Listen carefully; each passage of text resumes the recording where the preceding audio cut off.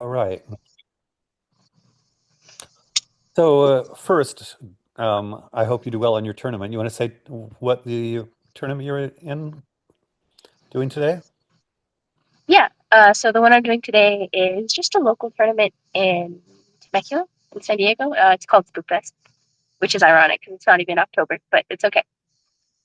Yeah, I'm doing varsity, which is going to be a new challenge because I'll be fighting girls a little older than me, but Hmm. that's okay because I love challenges. Good for you. Good for you. Speaking of challenges, how was the first chapter of Richard Dawkins' The Selfish Gene for you? It was good. I had to read it. I had to read the same section a couple times to kind of understand what it meant, but there was a couple things that I like actually understood and could describe, I think, but not the whole thing. Got it. No problem. I remember certainly when I first went to college and was reading difficult material, sometimes I would have to read it 3 times to make sense of it. And even then, not complete sense. So, what struck out? What themes did you find most interesting in that first chapter of The Selfish Gene? Well, there was two that I distinctly remember and understood. The first one was right in the beginning, where I'm paraphrasing, but he said something like, um,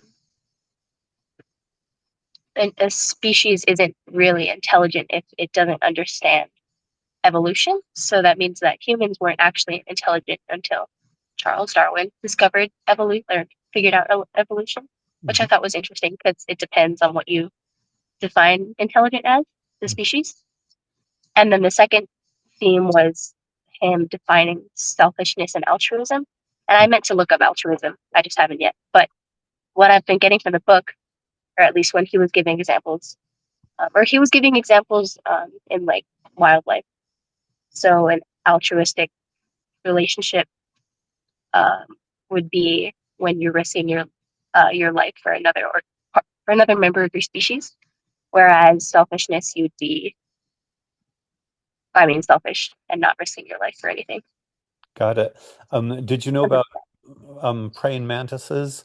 Uh, well, probably not, but there are two examples of cannibalism, basically, both praying mantises, cannibalistic, and then some bird, I think is some kind of gull. Yeah, Had you ever I heard of remember. these things? I've heard of cannibalism in the wild, but never really been given an example. So that was interesting. Got it. Fair enough that those examples of being selfish, eating the baby birds of another family, or eating um, the male after mating. Is that Yeah. selfish enough? Um. I for the bird example, I think that's pretty selfish. I mean, you're eating another person's baby, which or another bird's baby, which is kind of sad, even though you might like really need the food. And then the second, I know. Oh, I think that happens with some type of spider too. And I think the spiders have grown to like know that that's a thing that happens. So they might. I mean, if they had brains, bigger brains, they might not define it as selfishness, but just a way that life goes, maybe. Unless the male spider doesn't want to be. I don't know. I can't feel. It sounds like you've got the beginnings of a very interesting science fiction story there, a fantasy story about a world in That which, actually sounds. Yeah, yeah, they're that's a intelligent. great idea. Of course, I will be eaten afterwards. Um, and then how about the altruism? What's the best example of altruism that stands out for you? I forget the details exactly, but there was an example of some kind of mammal, or maybe it was a bird, where the child was in danger and the mother risked her life to like take back the child or defend the child. And I think that was the example for altruism. So risking life, Yeah, risking your life for another species. yeah. And I think all mammal mothers, mammalian mothers all sometimes risk their life for their children. I kind of think that birds do it too, but I'm less sure. But I think that birds do it too. Do you have a sense if it's mammals and birds or just mammals? I don't see why it couldn't be just mammals, or I don't see why it couldn't be birds as well. But I don't have an example. Hmm. And so then he also talks about the selfish gene. Did you get a sense for why he was talking about the selfish gene?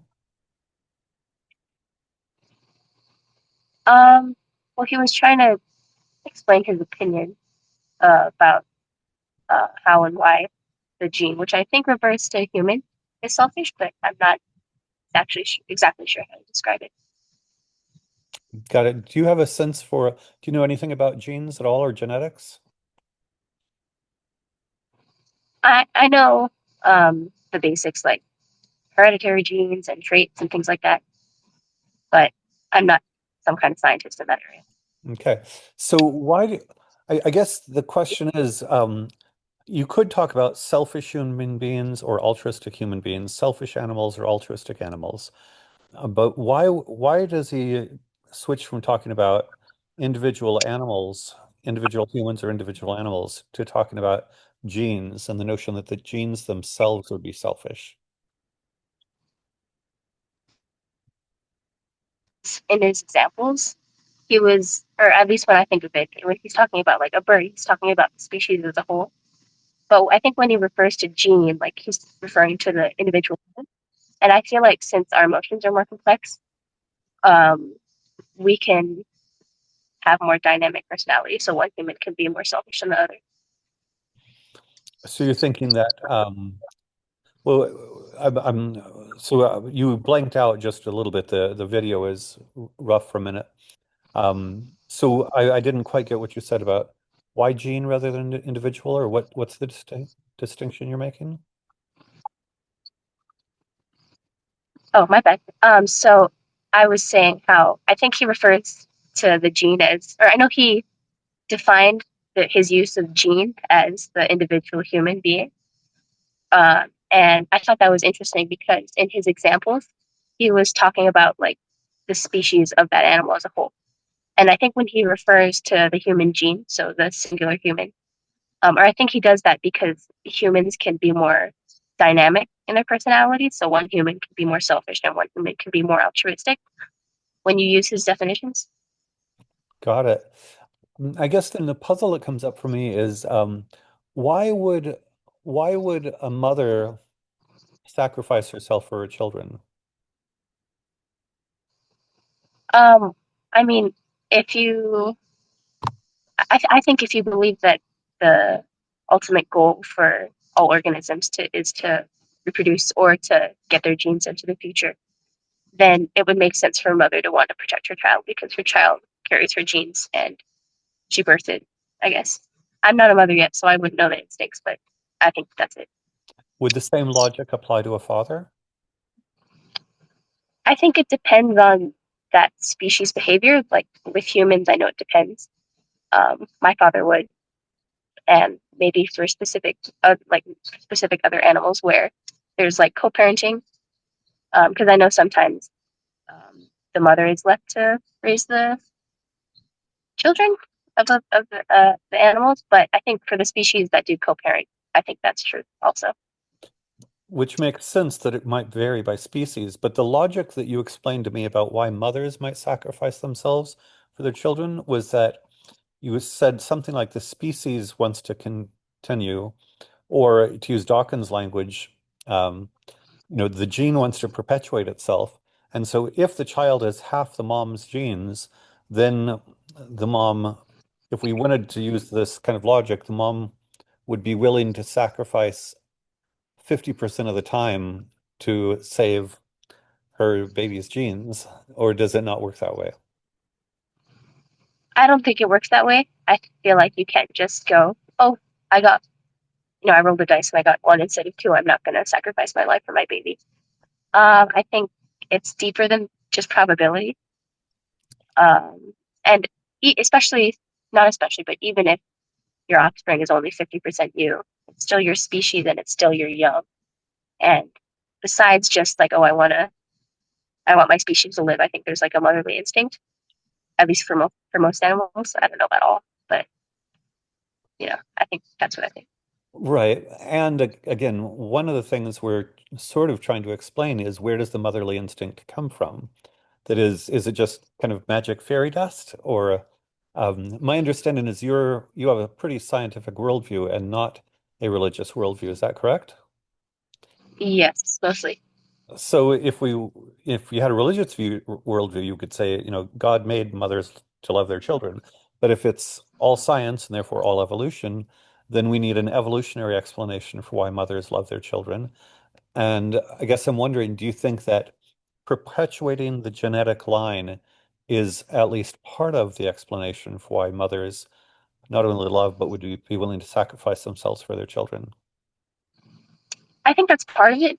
Um, I don't think that's the whole reason, though. I think there's some sort of other factor. I don't know if it's like hormonal or just motherly. I don't really know how else to describe it, but yes, Got it. Although presumably even the hormonal factors are determined by the genetics. That is, that's um, true. yeah. So, uh, and then just to switch to the dads, why should things be different between moms and dads in terms of their commitment to sacrificing for their children? Um, well, if you're talking about species, um, maybe not human, because humans can vary, but I feel like it might be more deeper and important for the mother because the mother actually carried the child. If we're talking about humans and not eggs, I don't know. I don't know if that's the same thing. Mm-hmm. Um, and um, maybe, and I know in wildlife there's like different roles assigned to the parents. So maybe one parent goes to find food and one parent cares for the baby, or they do both or whatever. But I think it depends on the dynamic. And no, not every species is the same. Got it. How about siblings? Do you think siblings have any interest in sacrificing for each other?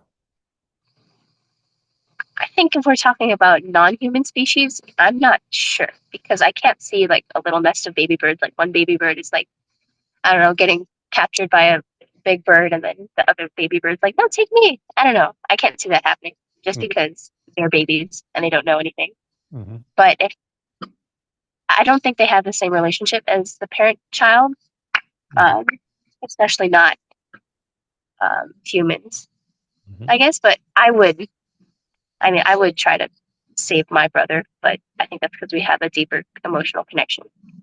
Got it. And so the puzzle that I'm looking at is it sounds as if maybe having shared genetics has some impact, but it also sounds as if the shared genetics alone are not enough to explain when and where somebody will sacrifice themselves for another person. Is that what you're saying? Yes, I think so. I mean, it doesn't need to be a parent to you don't need to be a parent to someone to sacrifice yourself for someone, at least on a human level. Got it. So is that your brother? No, there's just kids. They were making Yeah. noise. Got it.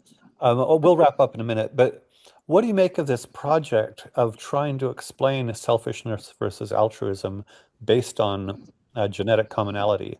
Do you think that it's a promising kind of project scientifically, or do you think it misses too much about human nature? Did you say it misses too much? Yeah, that is again when I was pushing the logic, in theory, one way to understand this is you could determine what percentage of genetic commonality any two individuals would have, and that could push what the probability is of them sacrificing for each other. And you've already rejected that, certainly in the case of the mother. That said, would you say that principle carries no weight at all, or is it somewhat valuable to look at how close people are genetically in terms of the likelihood of sacrificing for each other? I think it's valuable to look at it, especially with non-human species. But I know um, for humans, it depends on the relationship. Uh, I mean, it. Yeah, I think it depends. But with different animals and loving families, I think it for sure depends on genetics. Like some random bird wouldn't sacrifice itself for a baby bird that's not his or hers. Got it. And just going forward, we read the Odyssey. I know, you had read it before, and or when you were younger, you were interested in myth. I was thinking that now that you're getting older, maybe science might be more appropriate. Do you have an interest in going more deeply into science? Would you like to go back to fiction? Would you want to do something else? What books and directions are most interesting to you at this point? I think that going forward more scientifically might be interesting because I've never actually like indulged in like scientific books or texts or reading, so that might be interesting.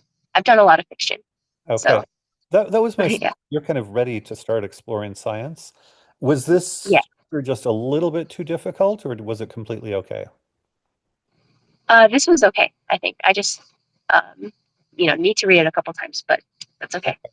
Okay, and part of this is your first piece of a serious, this is the sort of thing that serious adults read, college students, scientists, people, in the real world, not just young people. So part of it is, hey, you're 13, now time to read grown-up stuff.